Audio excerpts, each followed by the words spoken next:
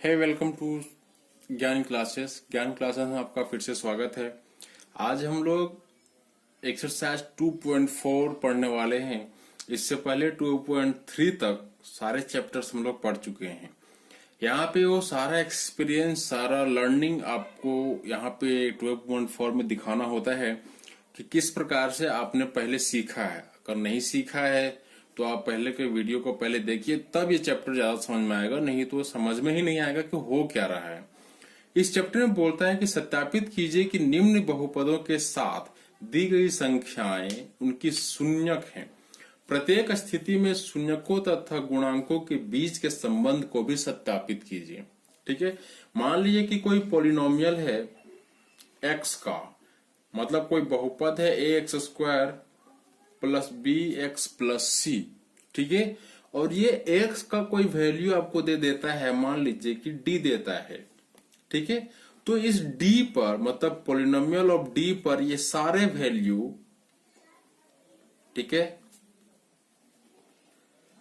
ये क्या जीरो होता है? अगर ये जीरो होगा, सारा ये सॉल्यूशन करने के बाद जीरो हो जाएगा, तब ये d इसका शून्यक होगा, नहीं तो शून्यक नहीं होगा।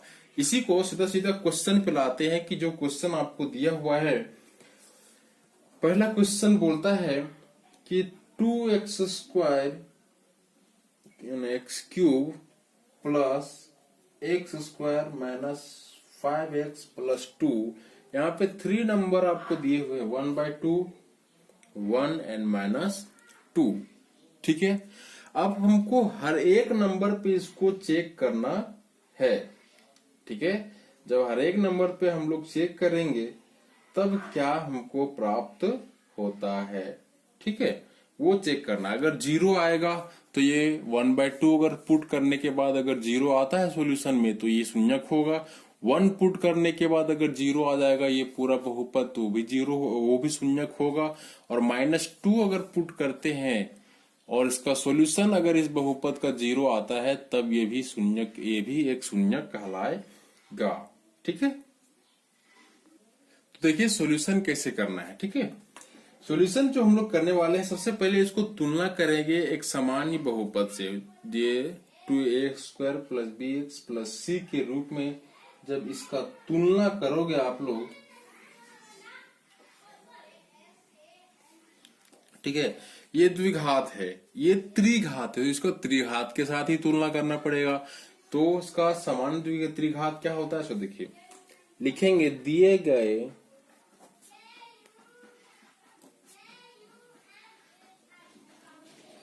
बहुपद की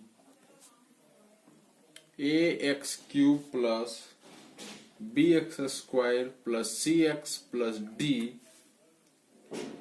से तुलना करने पर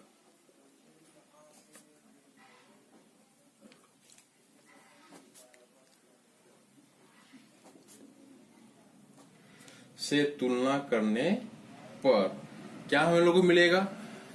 इसमें हम लोग बिठाते हैं तो ये x³, ठीक है, यहाँ पे क्या है, a इक्वल टू आपको 2 मिलेगा, b इक्वल टू आपको 1 मिलेगा, c equal to -5 and d equal to 2।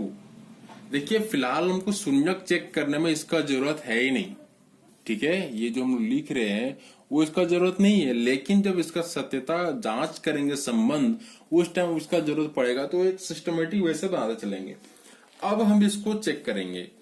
तो पोलिनोमियल हमको क्या दिया हुआ है, 2x³। ठीक है, अब यहां से देयरफॉर दी लिखेंगे, दिया है, जो हमको बहुपद दिया हुआ है उसको एक बार लिख लेते हैं, x² माइनस 5x प्लस 2। ठीक है, ये पोलिनोमियल ऑफ x है।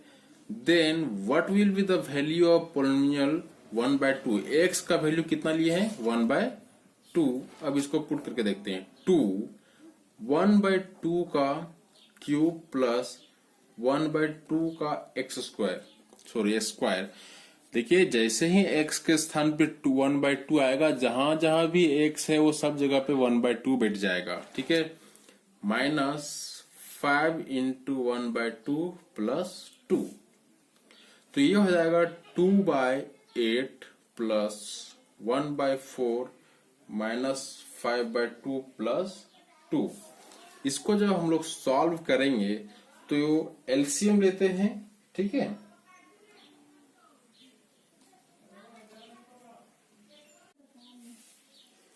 जब आगे इसको सॉल्व कीजिएगा तो इस टाइप का आ जाएगा आपका, ठीक है। 2/8 तो ये प्लस में है तो इसको एक साथ रख लेते हैं, और ये 4 इक्वल टू 0/4 इक्वल टू 0 हो जाएगा, ठीक है। अब ये 1/2 मतलब ये 1/2 इसका शून्यक हुआ, ठीक है।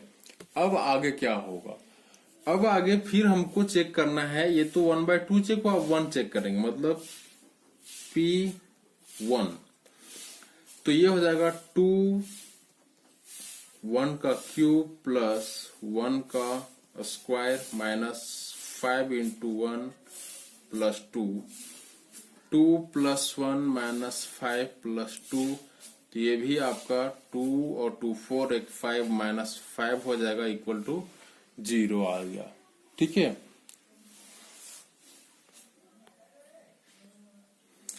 अब यहाँ पे क्या होगा कि अब निकालना पड़ेगा P ऑफ -2, ठीक है।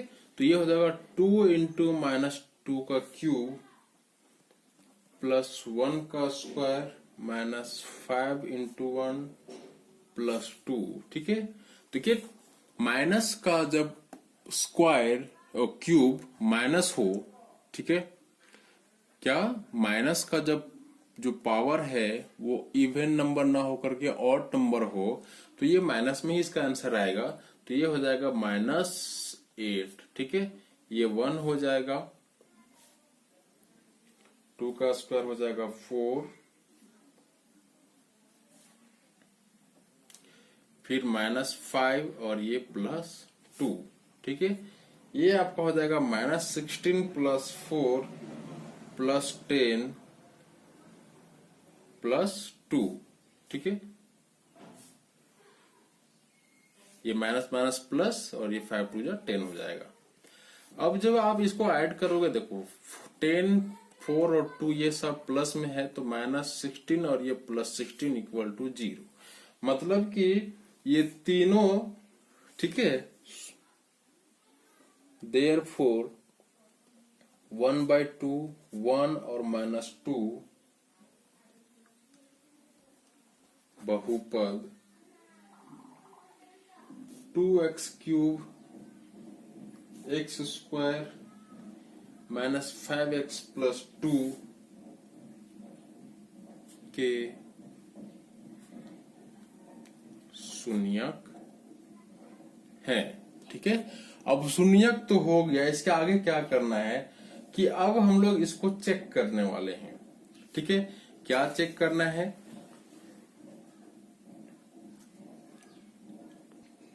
सत्यता की जांच करना है। इसमें दो चीज हम लोग करते हैं हमेशा, एक तो शून्यकों का योग, ठीक है, कि शून्यकों का योग, ठीक है। तो यहाँ पे देखिए 3 शून्यक है ना, जब 3 शून्यक है तो वहां पे 3 शून्यक हो जाएंगे अल्फा बीटा गामा, ठीक है। और ये तीनों को हम लोग जब जोड़ेंगे 1/2 प्लस 1 -2 तो ये इक्वल्स टू हो जाएगा -1/2, और ये -1 जो है वो किसके इक्वल हो जाएगा, -x² का गुणांक बाय x³ का गुणांक, ठीक है। और ये किसके इक्वल है, ये इक्वल है -b/a के इक्वल है। देखिए ये त्रिघात है ना, तो यहाँ पे वो द्विघात वाला यूज नहीं करेंगे, यहाँ पे त्रिघात वाला जो होगा। और तीसरा है इसी का शून्यकों का गुणनफल, ठीक है। दूसरा शून्यकों का गुणनफल, तो गुणनफल मतलब अल्फा बीटा गामा सारा गुना हो जाएगा, तब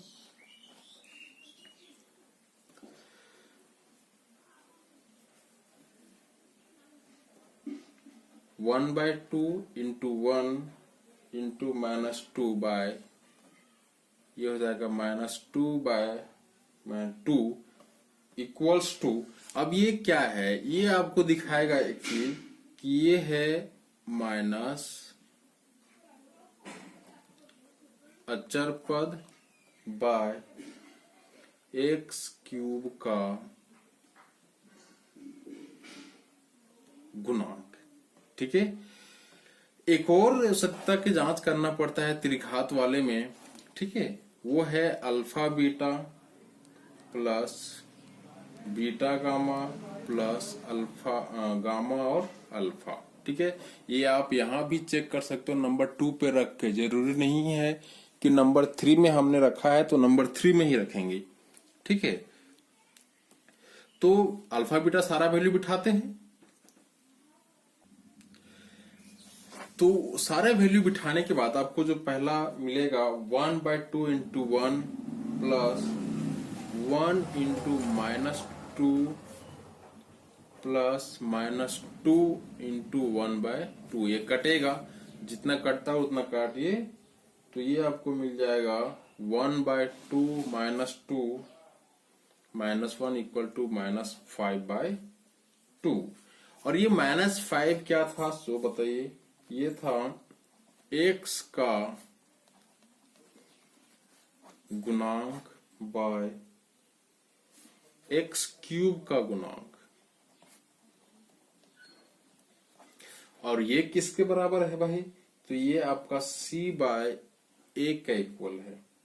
ठीक है, यही आपको चेक करना था कि वास्तव में वो होता है या नहीं। देखिए, त्रिघात वाला नियम कानून अलग होता है और द्विघात का कुछ अलग होता है।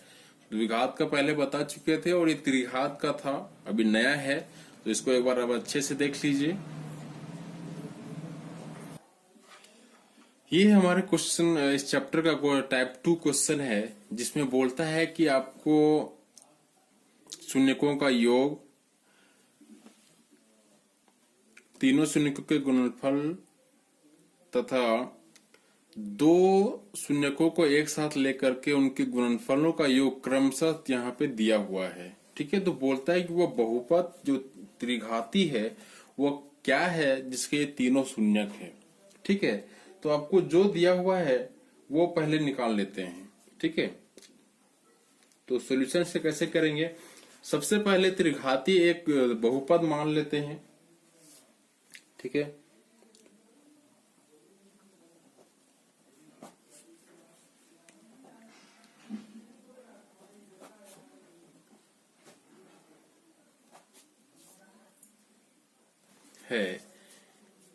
ax³ plus bx² plus cx plus d equal to 0। ठीक है, और इसका जो दिया हुआ है,